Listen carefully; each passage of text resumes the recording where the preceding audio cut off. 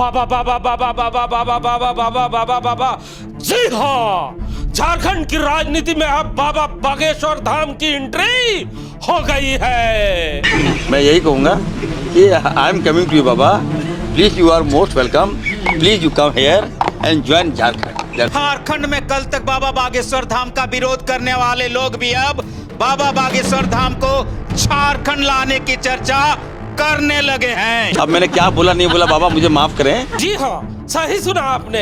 कल तक बाबा का विरोध करने वाले कांग्रेसी आजकल बाबा नाम केवलम करने लगे हैं और बाबा की चर्चा करने लगे हैं और कहने लगे हैं कि अब बाबा को लाने खुद हम जाएंगे। हमारे साथ बात करने के लिए राम नारायण शर्मा है। लगता है कांग्रेसियों का जो हिंदू प्रेम था वो जाग गया है और कांग्रेस के इस नेता का प्रेम जागना लाजमी है, क्योंकि किसी तरह झारखंड की राजनीति में कुछ भी बोलकर चर्चा में रहना है। क्या लगता है? जी हिमांशु जी, अजीब बेचैनी सी छा गई है कांग्रेसियों में। सिर्फ 3 राज हाथ से निकले हैं। हालांकि इनके हाथ में 2 ही राज थे, राजस्थान और छत्तीसगढ़, लेकिन मध्य प्रदेश, राजस्थान और छत्तीसगढ़ के हाथ से निकल गए। अब हाथ मलने के समय आने लगे तो इन्हें बाबा याद आने लग गए हैं। कल तक लगातार विरोध कर रहे थे। कई बड़े कार्यक्रम इसी राज्य में बाबा के थे जिनको पोस्टपोन कर दिया गया सरकार के द्वारा, जिसमें कांग्रेस भी शामिल है। और जिस नेता की हम बात कर रहे हैं जो कह रहे हैं कि अब मैं खुद दिल्ली जाऊंगा और बाबा को लेकर आऊंगा कि बाबा please come to Jharkhand, I welcome you.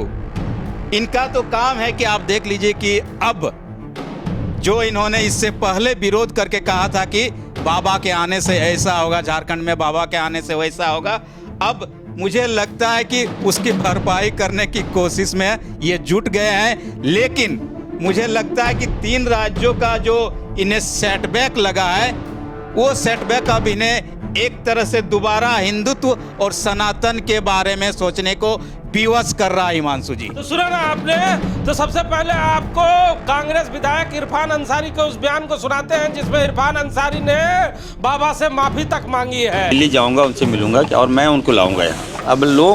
अब देखिए मुद्दा महंगाई है, गैस के दाम बढ़ गए, पेट्रोल के दाम बढ़ गए, डीजल के दाम बढ़ गए, लोगों को कोई दिक्कत नहीं। आंदोलन कीजिएगा 10 आदमी नहीं आएगा, लेकिन बाबा का प्रोग्राम कर दीजिएगा तो 2-2 लाख 3-3 लाख लोग।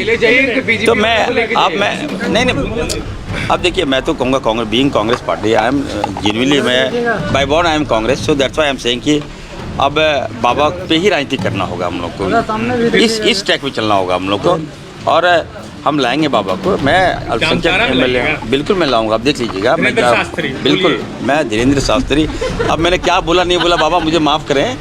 मैं यही कहूँगा कि I am coming to you बाबा, please you are most welcome, please you come here and join Jharkhand. सुना ना आपने, ये कांग्रेस के युवा विधायक हैं जिन्होंने साफ तौर पे कहा कि अब लोगों को महंगाई पे राजनीति नहीं चाहिए, अब गैस के सिलेंडर बढ़ जाते हैं, उन मुद्दों की चर्चाएं नहीं होती। अगर आंदोलन करते हैं तो मात्र 10 से 50 लोग भी नहीं जुट पाते, लेकिन बाबा का अगर सभा हो जाए तो लाखों लाख लोग जुटते हैं। ये कांग्रेस के युवा तेज तरार नेता इरफान अंसारी का बयान है और उन्होंने साफ तौर पे इंगित भी किया है कि अब झारखंड में राजनीति का बदलाव का समय भी आ गया है। जी बिल्कुल, अपने बयान के लिए जाने वाले इरफान अंसारी जी एक बार फिर जब बयान दिए हैं तो उन्होंने साफ साफ कहा है कि अब झारखंड ही नहीं देश की राजनीति में लोगों का मिजाज बदल चुका है।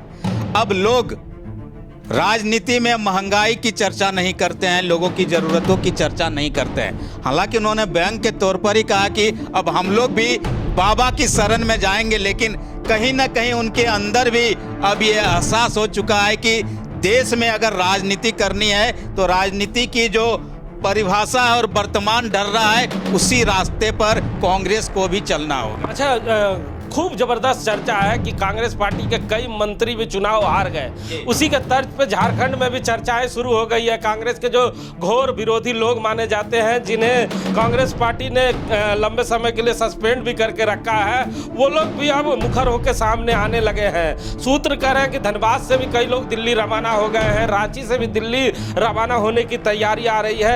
ये जो बेचैनी है ये कांग्रेस में बड़ी जोरों से उठने लगी। जी बिल्कुल, प्रदेश का परिदृश्य आप देख लीजिए। जिन लोगों को एक तरह से एक साइड किनारे कर दिया गया था, उन्हें जरूर मौका मिल गया कि हमने जो कहा था, हम जो कह रहे थे वही रास्ता सही था। और वर्तमान के जो यहाँ झारखंड के कमान संभाले हुए लोग हैं, झारखंड में जितने भी कांग्रेस पार्टी के कमान संभालने वाले लोग हैं, उनके रास्ते पर अब लोगों को भरोसा एतवार नज़र नहीं आ रहा है। इसलिए आप किसी भी ज़िले की बात कर लीजिए, धनबाद की, बोकारो की या किसी भी ज़िले की, यहाँ के लोग जो पुराने कांग्रेसी है, नए कांग्रेसी है, एक तरह से एक एक संघ, एक एक संगठन बनाकर, एक एक ग्रुप बनाकर अब सीधे दिल्ली दरबार में हाजिरी लगाने की कोशिश कर रहे हैं। और झारखंड में आने वाले समय में चुनाव को लेकर अपनी बात सीधे आला कमान तक पहुंचाने की कोशिश कर रहे हैं, जो बता रहा है कि झारखंड कांग्रेस में वर्तमान में बहुत कुछ ठीक ठाक नहीं चल रहा है। प्रदेश अध्यक्ष अभी चंद दिन पहले एक प्रेस कॉन्फ्रेंस कर रहे हैं, उन्होंने कहा कार्यकर्ताओं को सम्मान देना होगा।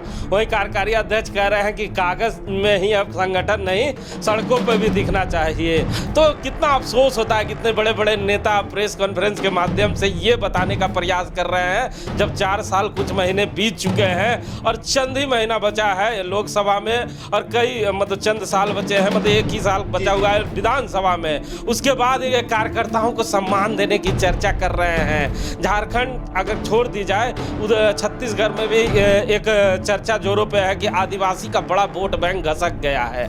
बिल्कुल, आप देख रहे हैं कि झारखंड में जो कांग्रेस के, मैं बार बार कर रहा हूँ, जिन्हें जिम्मेदारी दी गई, उनके अपने बयान एक जैसे नहीं होते हैं। कार्यकारी अध्यक्ष कुछ बोल रहे हैं, जो अध्यक्ष जी हैं वो कुछ बोल रहे हैं। मतलब ये आपस में मिलते हैं या नहीं मिलते हैं, पता नहीं किस तरह का संगठन चला रहे हैं कि अध्यक्ष को ही पता नहीं कि हमें क्या करना है। कोई सड़क पर जाने की बात कर रहा है, कोई सम्मान देने की बात कर रहा है, लेकिन कार्यकर्ताओं को कहाँ सम्मान मिल रहा है। आप देख लीजिए पूरे प्रदेश में कार्यकर्ता भी तो बता रहे कि मुझे सम्मान दीजिए, लेकिन कहीं नज़र तो नहीं आ रहा है कि कार्यकर्ता को कांग्रेस पार्टी के जो आला कमान संभालने वाले झारखंड प्रदेश में लोग हैं वो सम्मान दे रहे हैं। और जिसकी वजह से ये बगावत और ये विरोध का सुर लगातार फूट रहा है और पूरे प्रदेश में आहिस्ता आहिस्ता सभी जिलों में फैल रहा है। और अब तो ये सीधे दिल्ली दरबार की रेस लगाने की कोशिश में जुट चुके हैं।